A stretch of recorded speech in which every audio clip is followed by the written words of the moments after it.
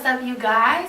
I'm coming to you today with just basically a video to show you how I prepare my hair for wigs. So all I do is basically do a regular wash day routine, whatever I feel is necessary. Maybe I co-wash, maybe I do my ultimate wash day routine, which you can find on my YouTube channel. Just any type of wash routine that I feel is necessary for my hair. This is a co-wash. Oh, and by the way, I do this every week. So I wash my hair every week, and I do what I'm doing now because right now I'm trying to do a year of protective styling. So this is freshly washed hair. I washed it last night. It had deep conditioner in it. So yeah, so this is what we're gonna do.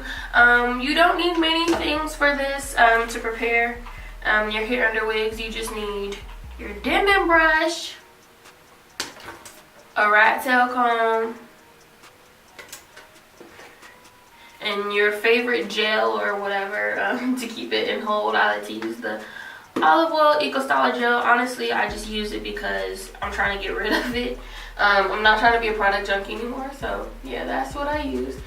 You also need something to hold your hair with, and you need your spray bottle. You might also need clips to hold on like separate pieces if you're not working with anything. And then also I like to use these black plastic rubber bands that are like this big, just to basically, you know, secure my little bantu knots back here, but I'll do that at the end. So yeah, if you see me looking into the mirror, well, if you see me looking away from the camera, I'm looking in the mirror. I have you in my bathroom today, so that's what's going on. So yeah, I just like to start on a part. I usually don't let it get this defined, but it just so happened to. But yeah, so this is what I like to do. It depends on what I'm doing. If I'm feeling lazy, I'll probably do big 4 braids, big 6 braids. If I'm feeling particular and I have a certain thing that I need to do, like if the wig cap is too small or something, you know, something crazy like that, then I try to be more particular. So I'm just going to start over here on this side. And what I like to do is flat twist. The only reason I like to flat twist is because I cannot cornrow. I've been practicing, but it's just I can do it on other people, but I can't do it on myself just yet. So I gotta practice a little bit more. So what I'm showing you today is what has always worked for me and what I've actually seen growth with. So yeah, so this is what I'm gonna do. Take the water, spray it, and then you take the Denman brush, so that when you're flat twisting or cornrowing, you have a smooth parts to work with versus like it getting tangled in the process of you doing it. Alright, so what you see, this parting size is this much hair to the side. That's a lot of hair. If you want to put it in 2, you can. This probably takes me about an hour. So yeah, I'm just going to part it. And you don't have to be too particular with your parts. If you don't want it to be, you know, too, what's the word I'm looking for? It doesn't have to be super perfect, but sometimes I like my parts to be perfect because if I change my part on the wig, I have a smooth part for it to be on.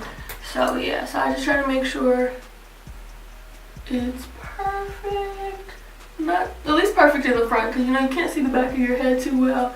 So I just try to make sure. And yeah.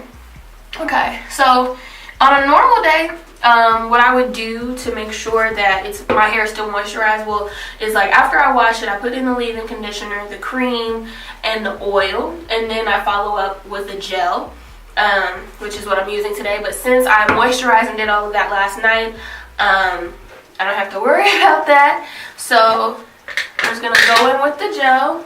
I'm gonna probably take about this much. I don't know if you can see it.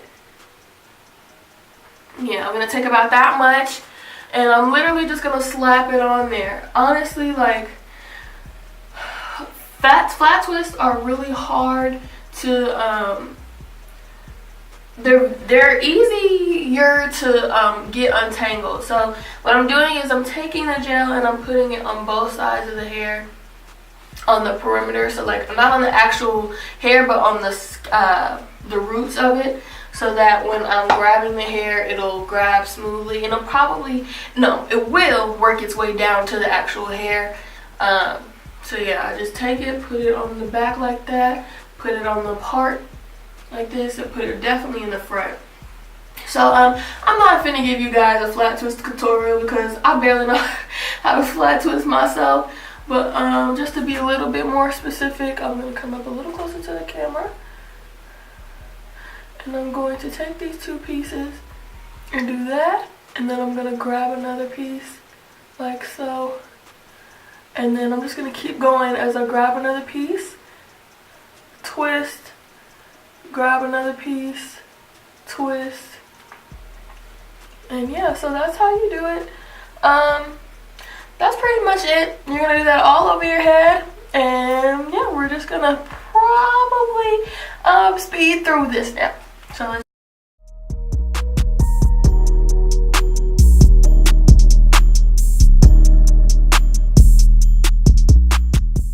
And then when you got all the hair, I just do a regular 2-strand twist. Try to make it as tight as possible. You can see. And it's all that product, that's fine with me. And then take the ends and twirl it like this. And one thing I like to do is I like to bantu knot it in the back. So I'm going to take it and I'm going to twist it around like so. Like that. And that's how I like to do it. So that's one full twist, and we're going to do the rest of our head. It might range, but I do like to make sure that I have two side parts, one right here, one right here, and then one middle part. That's very sharp. Everything else can be messy as it wants to be, honestly. And then because my head is kind of small, not like too big, I'm okay with having chunky braids because my wig caps are like a little too big anyway. So that's what we're going to do. Alrighty. So for the parts where I am trying to create an actual part for my wigs, I am gonna do this right here. Make sure they're sharp.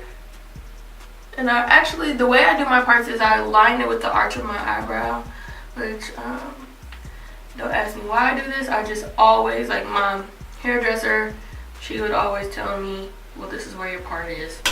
And this might be where my natural part is anyway, but it's just with the lining of my eyebrow.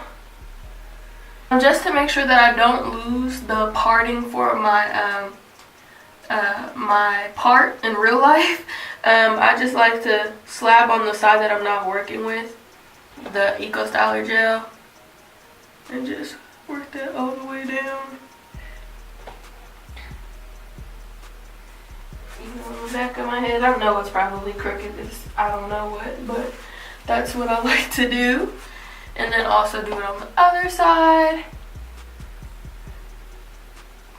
So alrighty, now we're gonna take all of this and we're going to split it into two. Try to schedule your times to prepare for your wigs, like either on the weekend or at the start of the week. And I like to do that just because, you know, you can have that fresh style for the full week. Like, it's nothing you have to worry about in the middle of the week. Oh, I have a test, but I need to do my hair, that kind of thing. That happens to me a lot, and I mean, like, it's okay if it happens, but, like, I don't try to do it purposefully. So that's just one thing I would recommend, is just making sure you plan to prepare for your under wig time. Like, it's not something you just do on the slide, which is kind of what I'm doing now, so I'm really not a good example, but still. So yeah, make sure to slab a lot in the front because that's where it's gonna start.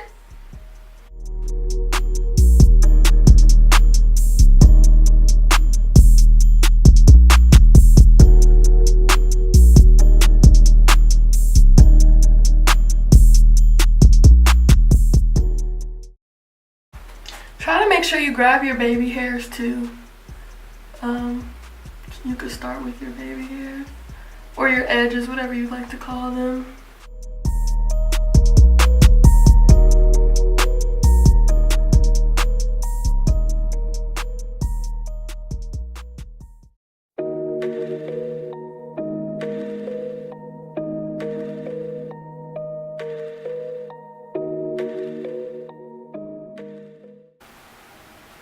Hey y'all, so it got super hot, so I had to open the door and take off my jacket that I had on.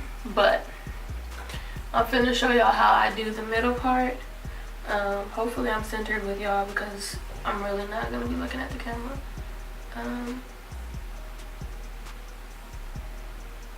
So kind of.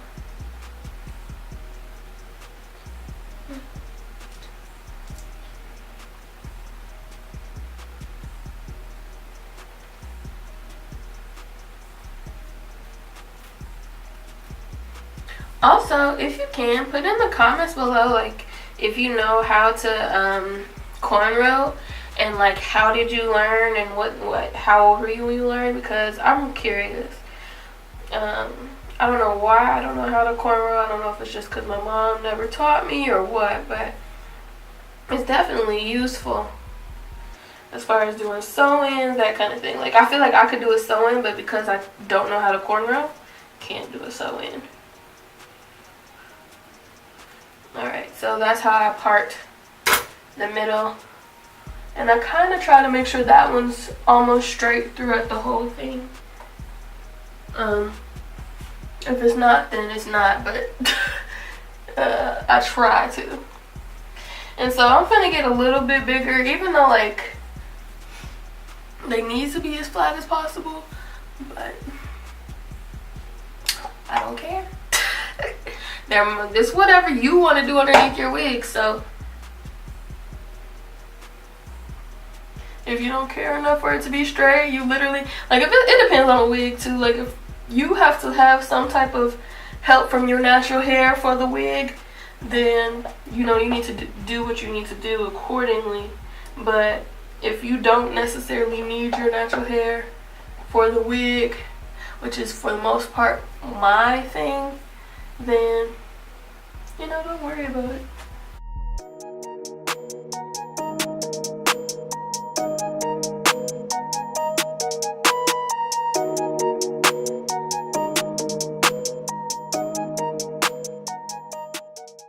So you know how it was hard for me to, like, come through with that?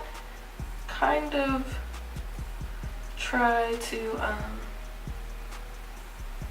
add water when it's necessary and brush it, because it was hard for me to pull through or to part that hair. So, and I'm not being too rough on my hair. It may seem like I am, but I'm not.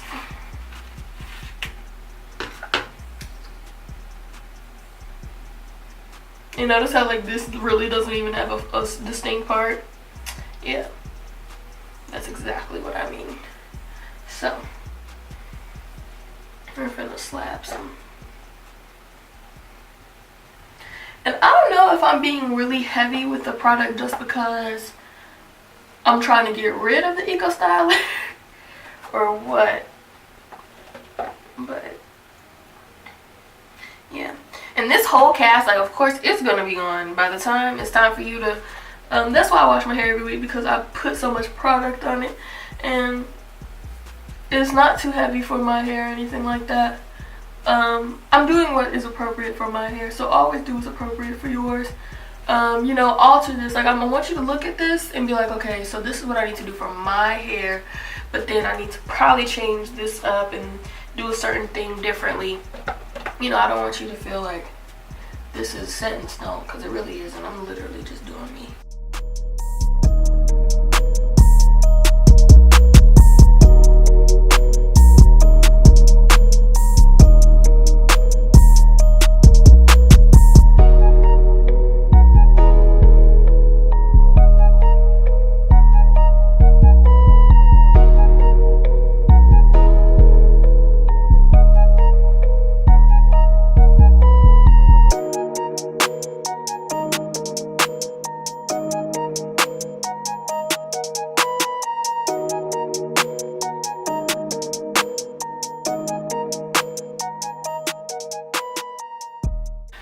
it's empty.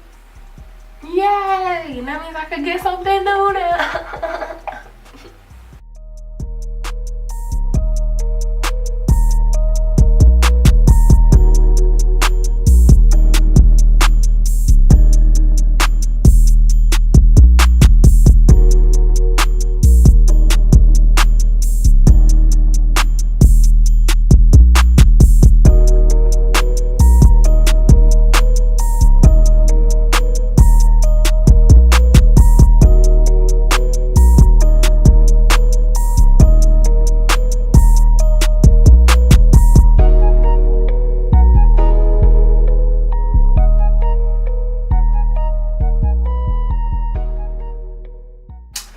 And I am done. So now I have about 1, 2, 3, 4, 5, 6, 7 braids in. I like to take this microfiber towel and kind of smush it down a bit.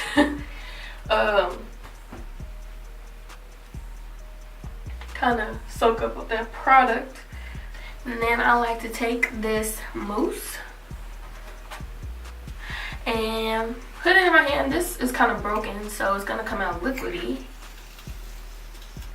and eventually form into a, or maybe not, okay. And then just put that on there. Just want to keep that hold, because I want it to be, I want it to last a little bit. Dry that off. And then I like to go in with the oil of choice. This is the first one I found. It's the argan oil, Moroccan oil. And just gonna take that, go all down. Kind of get the like little clumps of hair. I'm gonna smooth that in. Yeah, and I put on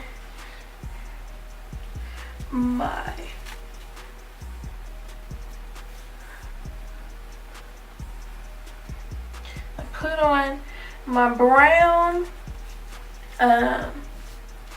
whatchamacallit, and because I have in flat twist, I don't necessarily like sew this down, which I really would like to. I would like to sew this down, but I don't, because